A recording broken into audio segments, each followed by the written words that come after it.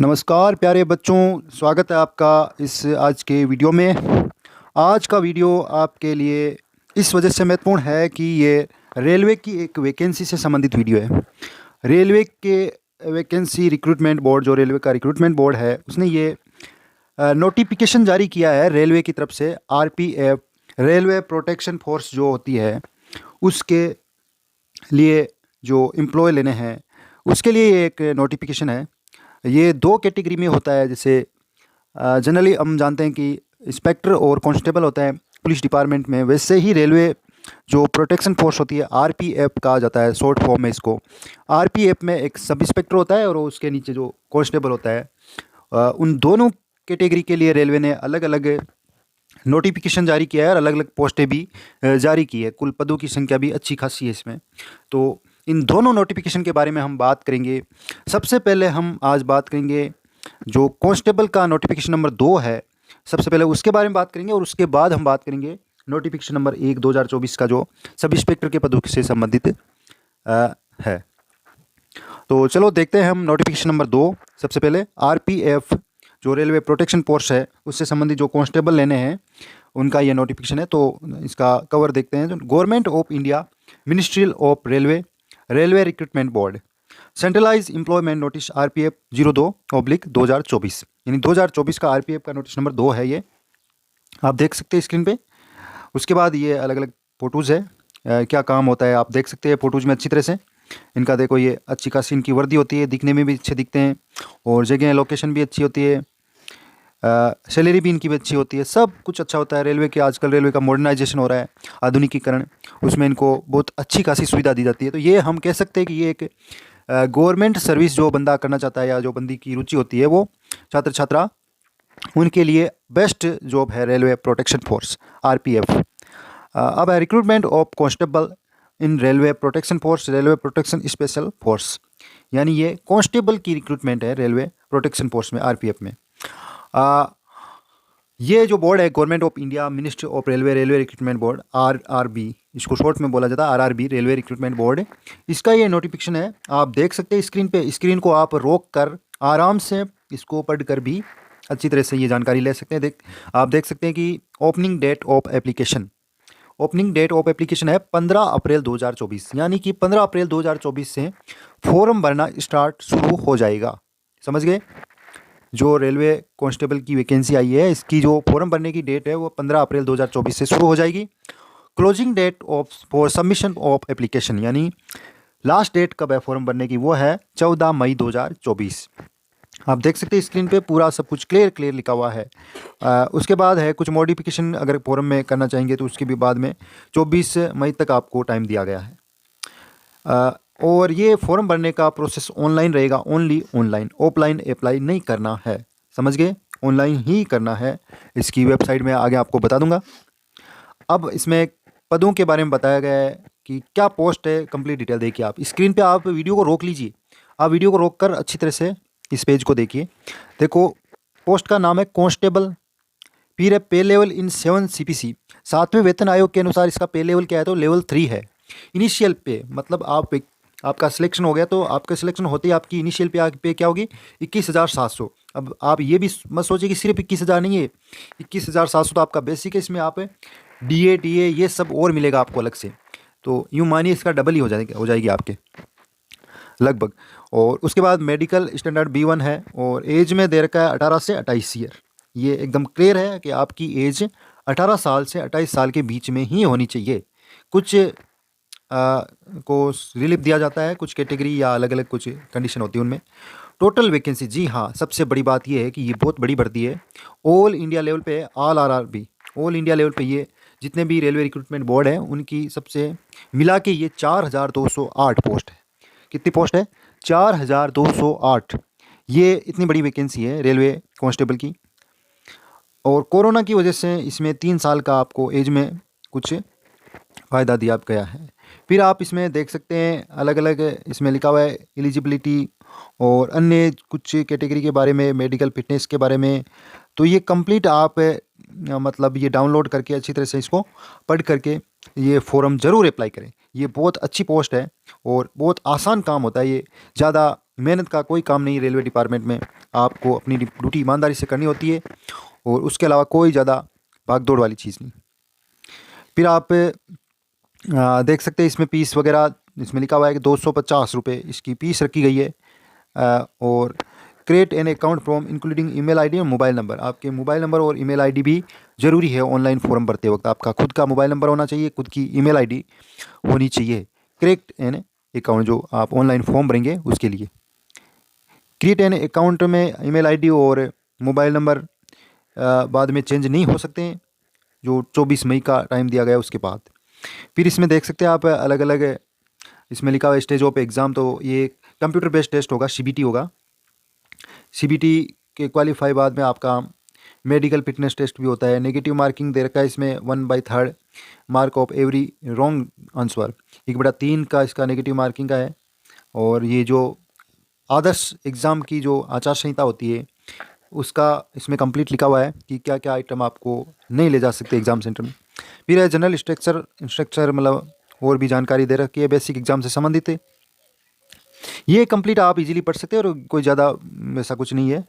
Normally इनको देना होता है ये सब कुछ। स्टैंडर्ड ऑफ मेडिकल फिटनेस में लिखा हुआ है मेडिकल कैटेगरी B1, ये इंडियन रेलवे मेडिकल मैनुअल के जरिए जारी की जाती है। और इसके बाद आप इसकी वेबसाइट देख सकते हैं। देखो www.indianrailway.government.in, इस पे आप जाकर कंप्लीट जानकारी और अच्छी तरह से ले सकते हैं। www.indianrailway.government.in। फिर आप इसमें देख सकते हैं कि जो एज का ग्रुप दे रखा है, एज लिमिट का, और अलग अलग कैटेगरी में SC/ST में 5 साल की इसमें छूट दे रखी है। OBC में 3 साल की है। EWS में और इनमें जो एक्स सर्विस मैन है इनको 3 साल की है। तो ये एक जो एज रिलैक्सेशन का ये दे रखा है कि किस एज में कितने एज में आप फॉर्म भर सकते हैं। ये कंप्लीट डेट टू डेट लिखा हुआ है कंप्लीट, अच्छी तरह से आप इसको देख। फिर है एजुकेशन क्वालिफिकेशन, आपके पास क्या एजुकेशन होनी चाहिए। प्लीज़ सी एनेक्सर ए में एक दे रखा है, उसमें आप अच्छी तरह से इसको पढ़कर पता कर सकते हैं क्या एजुकेशन क्वालिफिकेशन होनी चाहिए। और एग्जामिनेशन फीस भी आप देख सकते हैं कि इसमें 500 रुपये जनरल कैटेगरी में है, और SC/ST और इनमें एक्स सर्विसमैन में, फीमेल में, इनमें माइनॉरिटी इकोनॉमिक बैकवर्ड क्लास इनमें दे रखा है 250 रुपये, 250 रुपये। उसके बाद आप मोड्स ऑफ फीस पेमेंट भी दे रखा है अलग अलग। और economical backward class candidate those who annual family income less than 50,000 and are eligible concession fees. आप देख सकते हैं इसमें जो इन्होंने एक कैटेगरी बनाई है economical backward class EBC, fees में छूट देने के लिए। तो ये आधी फीस लगती है इसका। आपको पारिवारिक इनकम सालाना 50,000 से कम है तो आप ये फ़ायदा उठा सकते हैं। इसके लिए आपको एक सर्टिफिकेट बनवाना होगा तहसीलदार से, या अलग जो अलग यूनियन के हिसाब से अलग अलग बनती है। फीस रिफंड के बारे में इसमें बताया हुआ है कि किस कंडीशन में दे होगी, किस कंडीशन में नहीं दे होगी, इसके बारे में। तो ये कंप्लीट जानकारी आप ले सकते हैं इसकी वेबसाइट पे जाके।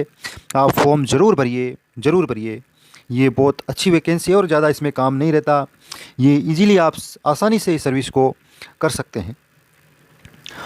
उसके बाद कंप्यूटर बेस्ड टेस्ट का जो पैटर्न दे रखा है, pattern and syllabus of CBT, तो आप देख सकते हैं ये the standard of examination will be 10th या मैट्रिक लेवल, 10वीं के या उसके समकक्ष लेवल का ये एग्ज़ाम होता है।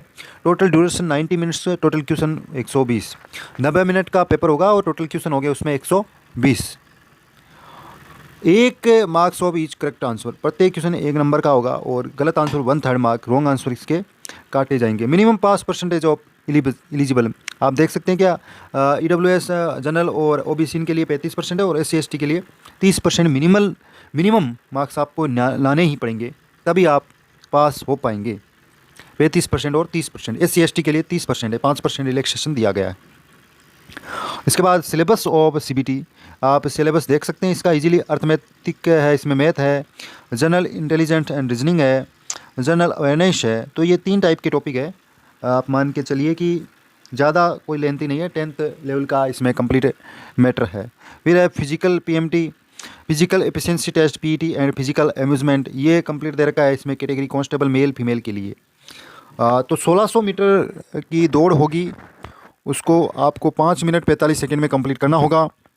800 मीटर की रेस होगी महिलाओं के लिए, इसको 3 मिनट 40 सेकंड में कंप्लीट करना होगा।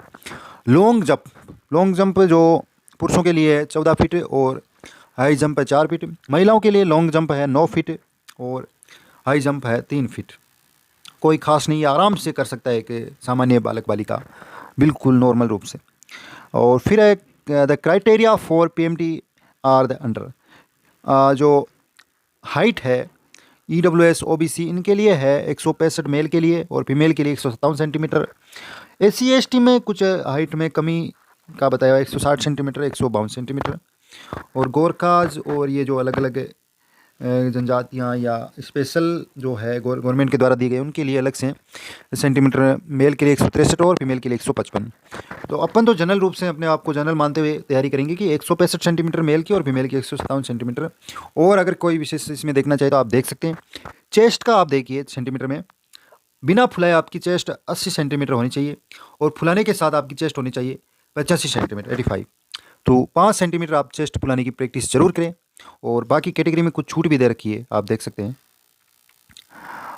ये एक बेसिक जो कंप्लीट डिटेल थी, मैंने लगभग आपको कंप्लीट बता दिया है कि इसमें क्या सैलरी होगी, कितनी पोस्टें हैं, फॉर्म भरने की डेट क्या है और क्या जॉब होगी आपकी, क्या क्राइटेरिया एग्ज़ाम का, कितने टाइम का होगा, कितने नंबर का होगा, कंप्लीट सिलेबस बता दिया। और अप्लाई करने का भी प्रोसेस आप देख सकते हैं कि वेबसाइट पे ऑनलाइन होगा। आपकी सिग्नेचर की और फ़ोटो की साइज़ क्या होगी, ये कंप्लीट आप उस पर वेबसाइट पर देख सकते हैं। आपको कुछ सर्टिफिकेट भी ऑनलाइन करना पड़ेगा सबमिशन, तो उसका भी आप इस पर कंप्लीट डिटेल पढ़कर आप ज़रूर ऑनलाइन ये करें। तो मेरा सुझाव ये रहेगा कि ये फॉर्म आप ज़रूर भरें। बहुत अच्छी नौकरी है, बहुत अच्छी जॉब है, बहुत अच्छी सैलरी है, बहुत इजी जॉब है, यूँ कहें कि बहुत आसान जॉब है, ये ज़्यादा कोई मेहनत वाली बात नहीं है। तो ये कंप्लीट डिटेल आप वेबसाइट से पढ़कर ज़रूर इस फॉर्म को फिल करें। और इसके बारे में और कुछ जानकारी होगी तो मैं आपको ज़रूर बताऊँगा। मिनिमम एजुकेशन क्वालिफिकेशन आपको एक बार फिर से बता देता हूँ, 10th पास और इक्विवेलेंट फॉर्म रिकॉग्नाइजेशन बोर्ड। सबसे बड़ी बात है कि इस फॉर्म को भरने के लिए 10वीं पास बालक ये फॉर्म भर सकता है। जिस किसी ने 10वीं पास कर रखी है और जिसकी उम्र 18 साल हो गई है वो ये फॉर्म ज़रूर भर सकता है और ज़रूर भरें। अब इसमें अलग अलग कैटेगरी वाइज ये पोस्ट आपको बता देता हूँ। मेल और फीमेल की अनरिजर्व पोस्ट है जो 1450 है मेल की, SC की 536 है, ST 268, OBC 966, EWS 357 पोस्ट है। EWS से 357 पोस्ट है। टोटल मेल की है 3577 मेल की और फीमेल की है unreserved 256, SC 95, ST 47, OBC 170, EWS 63 और टोटल 631। तो टोटल आपको इसमें पोस्ट अलग अलग कैटेगरी वाइज बता दिया है। इसके बाद कुछ ये फॉर्मेट है, आप देख सकते हैं। ये कोई फॉर्मेट इनके OBC नॉन क्रीमिलेयर का सर्टिफिकेट है, आप ये बनवा सकते हैं विशेष रूप से छूट लेने के लिए। बाकी कोई विशेष इसमें self declaration OBC candidate non creamy layer का ये छूट लेने का है विशेष रूप से। तो ये कुछ फॉर्मेट दे रखे हैं और ये कंप्लीट डिटेल मैंने आपको बता दी है। तो इस हिसाब से आप ये फॉर्म ज़रूर भरेंगे। और एक चीज़ इसमें छूट गई थी, ये वेबसाइट आप पेज को रोक कर आराम से देख सकते हैं वीडियो को। अलग अलग जो RRB है बोर्ड है उनकी वेबसाइट है, इन वेबसाइट पे आप ज़रूर जाए और अपना एप्लीकेशन ओरिजिनल डॉक्यूमेंट के साथ ज़रूर भरें। ये वेबसाइट देख सकते हैं आप, जैसे अजमेर बोर्ड की वेबसाइट है कि www.rrbajmer.co.in, ठीक है। इसी तरह से ये सारी वेबसाइट है। तो ठीक है, जब प्यारे बच्चों आपको ये कंप्लीट जानकारी दे दी गई है मेरे द्वारा, और इससे संबंधित और कुछ जानकारी लेना चाहिए तो आप वेबसाइट पे सर्च करें और कंप्लीट जानकारी लें और फॉर्म ज़रूर भरें। बहुत बहुत धन्यवाद आप सबका, बहुत बहुत धन्यवाद।